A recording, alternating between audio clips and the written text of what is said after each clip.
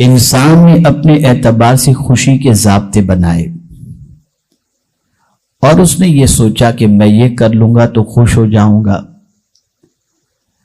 میں اس طرح سے یہ چیز حاصل کر لوں گا تو خوش ہو جاؤں گا، میری من پسند شادی ہو جائے گی تو میں خوش ہو جاؤں گا، مجھے بنگلہ مل گیا تو میں خوش ہو جاؤں گا۔ غرض کے اپنے اعتبار سے خوشیوں کے سلسلے میں اس نے کچھ سوچ بنائی اور کچھ چیزوں کو اس نے سلیکٹ کیا کہ جس کی بنیاد پر اس نے سوچا کہ اس کے مل جانے پر اسے خوشی نصیب ہو جائے گی۔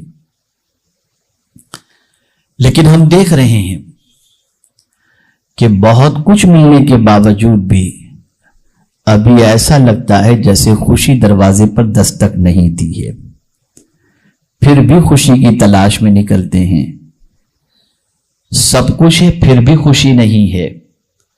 تو میرے پیارے آقا صلی اللہ تعالی علیہ وسلم کے پیارے دیوانوں، چونکہ ہم انسانوں کے درمیان رہتے ہیں اور ہماری زندگی انسانوں کے ساتھ گزرتی ہے اور ہمارا معاملہ انسانوں کے ساتھ ہوتا ہے، تو ہمیں یہ سمجھنا ہوگا کہ آخر وہ کون سی چیز ہے جس کی بنیاد پر خوشی ہم سے رخصت ہو جاتی ہے اور وہ کون سی چیز ہے جس کی بنیاد پر ہمیں خوشی نصیب ہو سکتی ہے۔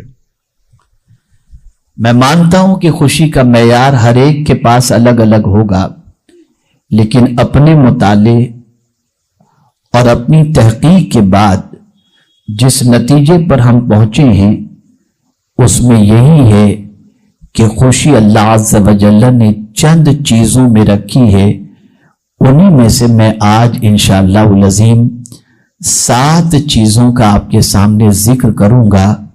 ان 7 چیزوں میں اللہ عز و جل نے خوشی رکھی ہے، اور بھی بہت ساری چیزیں ہو سکتی ہیں، لیکن میرے محدود مطالعے اور تحقیق کے اعتبار سے میں نے ان 7 چیزوں کا سلیکشن کیا ہے۔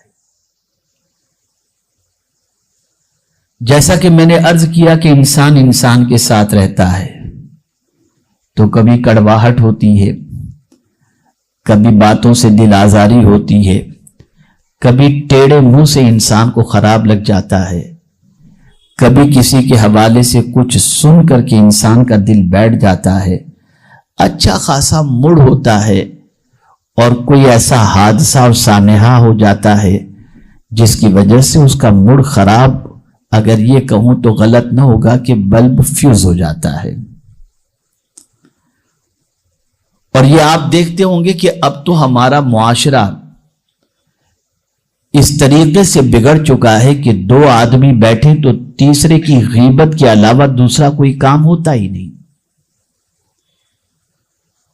اور میرے پیارے آقا صلی اللہ تعالی علیہ وسلم کے پیارے دیوانوں، لفظوں کے تیر حضور پر بھی چلے تھے صلی اللہ علیہ وسلم، اور آج بھی ہمارے معاشرے کے اندر یہ الفاظ کے تیر چلتے ہیں۔ بہت دور جانے کی ضرورت نہیں، ایک ہی گھر کی چھت کے اندر ساس بہو کو دیکھ لیجئے، میاں بیوی کو دیکھ لیجئے، تو یہ ساری چیزیں آپ کی نگاہوں کے سامنے ہوں گی۔ ایک ساس بڑی مشکل سے چاند جیسی بہو کی تمنا لے کر کے آتی ہے، لیکن وہی چاند جیسی بہو کچھ دنوں کے بعد ڈائن بن جاتی ہے۔ یہ ماحول ہے ہمارے یہاں کا۔ ایک شوہر شادی کے پہلے دوسرے دن اپنی بیوی سے کہتا ہے تو اگر کہے تو تیرے لیے آسمان سے چاند توڑ کے لے کر کے آؤں، اور کچھ دنوں کے بعد یہ کہتا ہوا نظر آتا ہے کہ اب تو کب تیری ماں کے یہاں جاتی ہے، میرا جی تو اس سے بھر گیا۔ یہ ہے، یہ آپ معاشرے کے اندر روز دیکھتے ہوں گے اور اس کا مشاہدہ کرتے ہوں گے۔ میرے پیارے آقا صلی اللہ تعالی علیہ وسلم کے پیارے دیوانوں، یہاں ایک حدیث میں آپ کی سماعتوں کے حوالے کر دوں خوشی سے متعلق، تاکہ اس حدیث مبارکہ کو پیش نظر رکھتے ہوئے میری اگلی گفتگو کو آپ سماعت فرما سکیں۔ اللہ پر ایمان لانے کے بعد کون سا عمل اللہ کو سب سے زیادہ پسند ہے؟ آقا کریم صلی اللہ علیہ وسلم ارشاد فرماتے ہیں، احب الاعمال بعد الایمان باللہ ادخال السرور فی قلب المسلم، اللہ پر ایمان لانے کے بعد جو عمل اللہ کو سب سے زیادہ پسند ہے وہ یہ ہے کہ تمہاری وجہ سے کسی مسلمان کے دل میں خوشی دوڑ جائے، یعنی تم ایسا کرو کہ مسلمان کا دل خوش ہو جائے۔ یہ حضور صلی اللہ علیہ وسلم کا ارشاد ہے۔ اب میرے پیارے آقا صلی اللہ تعالی علیہ وسلم کے پیارے دیوانوں، جب ہم معاشرے میں رہتے ہیں، انسانوں کے ساتھ رہتے ہیں، فیملی کے ساتھ رہتے ہیں، دوستوں کے ساتھ رہتے ہیں، کاروباریوں کے ساتھ رہتے ہیں، تو ظاہر سی بات ہے کہ کچھ انبن تو ہوگی نا۔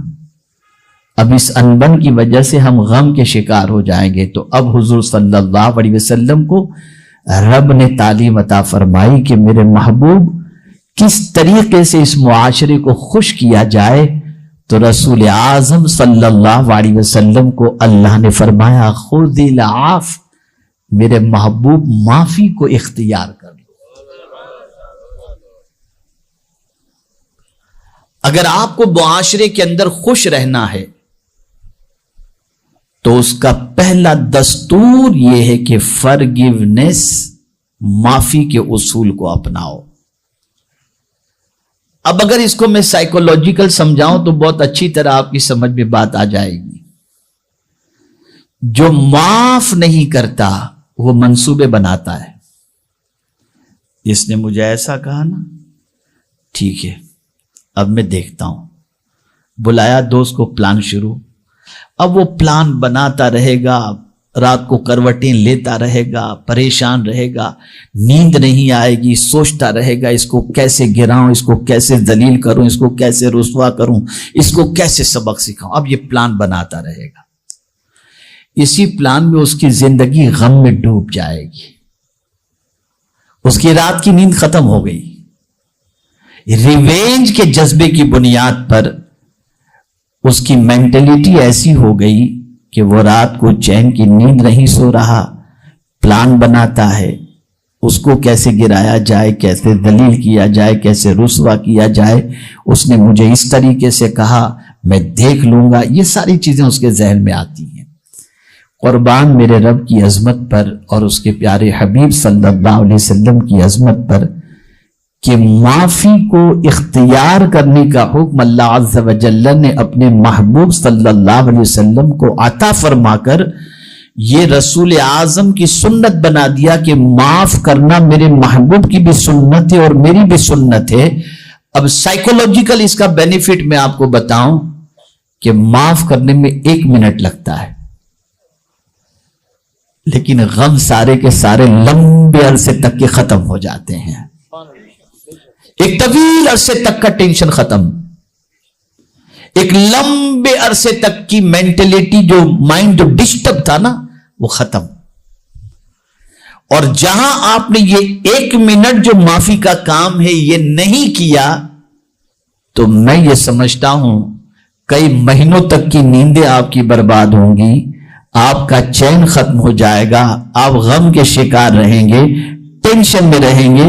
لیکن جیسے ہی آپ نے معاف کر دیا آپ کے قلب کو اللہ عز و جل نے راحت عطا فرما دی۔ یہاں ایک اور خاص بات عرض کر دوں کہ معاف کمزور بندہ نہیں کرتا، طاقت والا بندہ معاف کرتا ہے، اور معاف کرنا یہ کمزوری کی علامت نہیں ہے بلکہ معاف کرنا یہ بہادری کی علامت ہے، یہ بہادری کی علامت ہے۔ کبھی انسان کے دل و دماغ میں شیطان وسوسے ڈالتا ہے، ارے تجھے یہ بزدل سمجھے گا، ارے تجھے یہ کمزور سمجھے گا، معاف کیا کہتا ہے، چھوڑنا نہیں اس کو، معاف کرے گا تو تیری ویلیو گھٹ جائے گی۔ یہ سب شیطانی ہتھ کنڈے ہیں، شیطانی وسوسے ہیں۔ میرے آقا صلی اللہ علیہ وسلم ارشاد فرماتے ہیں صدقہ دینے سے مال کم نہیں ہوتا اور معاف کرنے سے عزت کم نہیں ہوتی، معاف کرنے سے عزت کم۔ آپ زندگی میں کبھی اس کو دیکھ لیجئے گا، میں اس کو ایک چھوٹی سی مثال کے ذریعے سمجھاؤں تو بات سمجھ میں آئے گی۔ ہمارا مزاج کتنا خراب ہے میں آپ کو بتاؤں۔ ہم اگر بائک والے ہیں نا اور ہماری بائک جا رہی ہو کہ بیچ میں کوئی سائیکل والا آ جائے گا نا تو ہم غصے میں آ جائے گا، بیچ میں کہاں سے آ گیا. لیکن اگر مرسیڈیز والا آئے گا تو غصہ نہیں آئے گا، کیونکہ اس کا اسٹیٹس ہم سے اونچا ہے. ہم خود سائڈ کنارے پہ گاڑی بائک سائڈ میں کر دیں گے، اس کو جانے کے راستہ دے دیں گے. غریب کا بچہ بیچ میں آ گیا، غصے میں آ گئے، اور مالدار کا بچہ تھوڑا بھینگا بھی ہوگا نا، ارے بیٹا سائڈ پہ ہو جاؤ. یہ مزاج. اے رسول اعظم صلی اللہ تعالی علیہ وسلم کے دیوانوں، یہ بات اچھی طریقے سے ذہن میں رکھو کہ اللہ عز و جل نے طاقت عطا فرمائی ہے، قوت عطا فرمائی ہے، اسٹیٹس عطا فرمایا ہے، مقام عطا فرمایا ہے، تو کبھی بھی کمزوروں پر زیادتی مت کرنا. اگر کمزور سے غلطی ہو جائے تو درگزر کرو. طاقتور کو تو ہر کوئی معاف کر دیتا ہے، کمال کی بات تو یہ ہے کہ کمزور کو معاف کیا جائے. کمزور کو معاف کیا جائے. میں ایک مثال آپ کو دیتا ہوں، بات اچھی طرح سمجھ میں آئے گی. میرے ایک دوست اندور میں رہتے ہیں، بڑے پرانے دوست ہیں، اللہ نے بہت نوازا ہے ان کو. وہ اتفاق سے اپنی کار سے جا رہے تھے، دو نوجوان بائک پر تھے. میں اس لیے یہ مثال آپ کے سامنے پیش کر رہا ہوں جو ریئلٹی ہے، تاکہ آپ اپنی زندگی میں اس کو محسوس کر سکیں، سمجھ سکیں. دو نوجوان بائک پر جا رہے تھے، اور بائک والوں کا تو کیا کہنا، غیر فطری چیز ہے وہ گاڑی. تو بائک تو غیر فطری چیز ہے نا، جانور بھی کوئی ایسا نہیں ملے گا جس کی ایک ٹانگ آگے ایک ٹانگ پیچھے ہو. یہ بائک ہی ہے کہ جس کی ایک ٹانگ آگے اور ایک ٹانگ پیچھے. سائیڈ کا جب تک اسٹینڈ ہو کھڑی نہیں رہ سکتی وہ، ٹھیک ہے نا. تو وہ بائک سے جا رہا تھا. اب وہ ایسے ہی سامنے سے گزرا، انہوں نے بریک مارا لیکن تھوڑے سے اس کی بائک پر ٹچ ہو گیا. اب وہ بہادر جو ہے بائک روکا، اترا، گاڑی کے دروازے پہ اس نے دستک دی. اب وہ جو ہمارے دوست تھے، بڑے سلجھے ہوئے دوست ہیں، وہ گاڑی سے باہر نکلے، اس کو دیکھا انہوں نے، اور دیکھنے کے بعد اس سے پہلے کہ وہ گالی گلوچ کرے یا کچھ کہے، انہوں نے کہا سوری سر. گاڑی والے نے غلطی اس کی نہ ہونے کے بعد اس نے کہا اچھا معاف کر دینا بھائی، سوری. ہاں تو کہتا ہے غصے میں آ گیا. وہ ایسا ہوتا ہے، آپ حق پر رہتے ہوئے کسی سے معافی مانگے تو وہ شیر ہو جاتا ہے، وہ گنڈا گردی شروع کر دیتا ہے. تو ایسا کیا اس نے، وہ چلانے لگا، تم کو نظر نہیں آتا یہ وہ، گاڑی آ گئی تو کیا، اس طرح سے وہ چلا رہا تھا. تو اسی کے دوست نے جو اس کے ساتھ بیٹھا ہوا تھا، اس نے کہا تجھے شرم نہیں آتی کہ اتنا بڑا آدمی تجھ سے معافی مانگ رہا ہے جبکہ غلطی تیری ہے، اور اس کے بعد بھی تو اس طریقے کی بات کرتا ہے. ایک تماچا مارا اپنے دوست کو، بولا چل بائک پہ بیٹھ جا. اب میں آپ سے ایک سوال پوچھتا ہوں، غور سے سنیے گا. ایک سوال پوچھتا ہوں، وہ بائک والا اور گاڑی والا دونوں آستین چڑھاتے، بات بڑھتے بڑھتے یہاں تک پہنچتی کہ کورٹ اور مقدمہ اور پولیس چوکی، FIR، ساری چیزیں سب شروع ہو جاتا. لیکن ایک معافی نے ساری جھنجھٹ سے چھٹکارا عطا فرما دیا. ایک معافی نے ساری جھنجھٹ سے چھٹکارا عطا فرما دیا. آقا کریم صلی اللہ تعالی علیہ وسلم اس لیے معاف کرنے کو بہت پسند فرماتے، اور رب قدیر جل جلالہ کی بارگاہ کے اندر بھی ہم جب دعا کے لیے ہاتھ اٹھاتے ہیں تو کہتے ہیں اللہم انک عفو تحب العفو. شب قدر کے حوالے سے ام المؤمنین حضرت عائشہ صدیقہ رضی اللہ تعالی عنہ کہتی ہیں کہ میں نے آقا کریم صلی اللہ علیہ وسلم سے دریافت کیا کہ یا رسول اللہ صلی اللہ تعالی علیہ وسلم، اگر میں شب قدر پالوں تو کون سی دعا کروں؟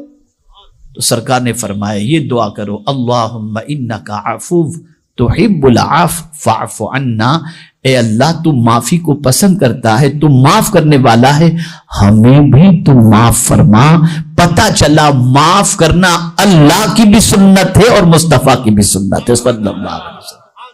تو پہلی چیز، اگر خوش رہنا ہے تو معاف کرنے کی عادت اپناؤ. چھوٹوں کو بھی معاف کرو اور بڑوں سے معافی مانگنے کی عادت بناؤ.